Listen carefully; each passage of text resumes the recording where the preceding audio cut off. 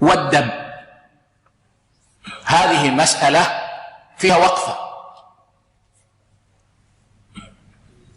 فالدم فيه تفصيل، فدم الحيض والنفاس والاستحاضة نجس باتفاق العلماء. دم الحيض ودم الاستحاضة ودم النفاس نجس باتفاق العلماء. أما بقية دماء الإنسان إذا خرجت فهي نجسة عند جماهير العلماء.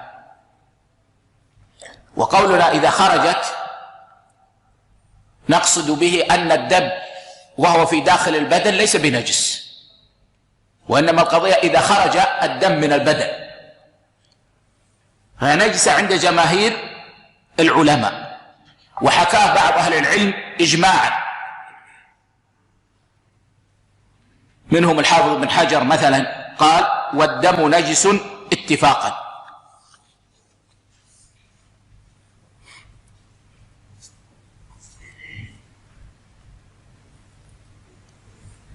قالوا ما ورد من أدلة تدل على عدم نجاسة الدم هذه للضرورة، مثل كون الصحابة رضوان الله عليهم كانوا يصلون وجروحهم تثعب، وعمر رضي الله عنه كان يصلي وجرحه يثعب في آخر حياته لما طعن.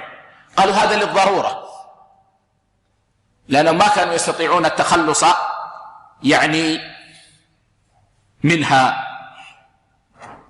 ولا شك أن قول الجمهور قول قوي، ولا سيما أن هناك من العلماء الكبار من حكاه إجماعا كالإمام أحمد وابن عبد البر والنووي وابن حجر.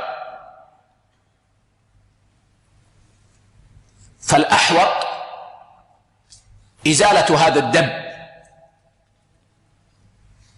إذا أصاب الثوب أو البدن، وإن كان الناظر في المسألة نظرا فقهيا لا يستطيع أن يجزم بنجاسة هذه الدماء، لكن لا شك أن قول الجمهور قول قوي جدا، لا سيما إذا نظرنا إلى حكاية جمع من العلماء الأثبات أن هذا محل إجماع.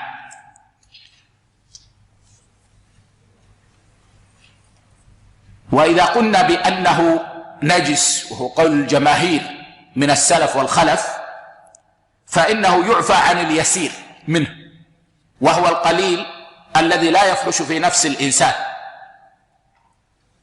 لقول عائشة رضي الله عنها: إنه يكون لأحدنا الدرع فيه تحيض ثم ترى فيه قطرة من الدم فتقصعه بريقها، وفي رواية تبله بريقها ثم تقصعه بظفرها. رواه أبو داود وصححه الألباني. وهذا يدل على العفو عنه، لأن بله بالريق لا يزيله، بله بالريق وقصعه بالظفر لا يزيله، فهذا يدل على التخفيف فيه، مع أنه دم حيض وهو نجس بالاتفاق، فدل ذلك على أن اليسير من الدم معفو عنه. وأيضا الدم المسفوح من الحيوان المأكول الذي يخرج عند ذبح الذبيحة فإنه نجس لقول الله عز وجل: قل لا أجد فيما أوحي إلي محرما على طاعم يطعمه إلا أن يكون ميتة أو دما مسفوحا أو لحم خنزير فإنه رجس. أما اللحم الذي يبقى في العروق والدم الذي يبقى في العروق واللحم فإنه طاهر، لأن الناس لا زالوا من مبعث النبي صلى الله عليه وسلم إلى يومنا هذا يطبخون اللحم ولا يتتبعون الدماء التي فيه. نعم.